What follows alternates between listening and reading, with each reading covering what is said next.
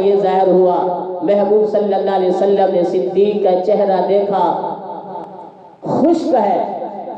محبوب صلی اللہ علیہ وسلم نے فرمایا صدیق کیا بات ہے، تیرے چہرے کے اوپر تو خشکی ہے۔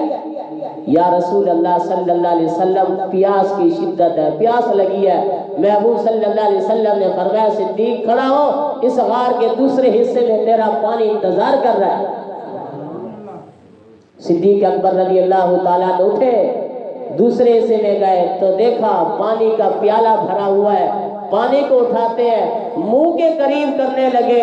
محبوب صلی اللہ علیہ وسلم نے فرمایا صدیق یہ پانی تیرے لیے ہے، تو نے ختم کرنا ہے اسے۔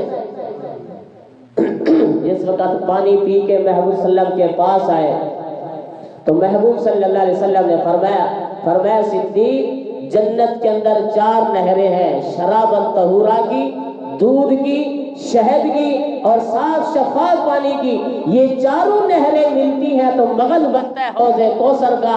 تو حوض کوثر کی علامت و نشانی یہ ہے کہ وہ برف سے زیادہ ٹھنڈا ہے، دودھ سے زیادہ سفید ہے، شہد سے زیادہ سفید ہے اور شہد سے زیادہ مٹھاس ہے اور مشک و زعفران سے زیادہ خوشبودار ہے۔ اللہ نے تجھے اس غار کے اندر حوض کوثر کا پانی پلایا۔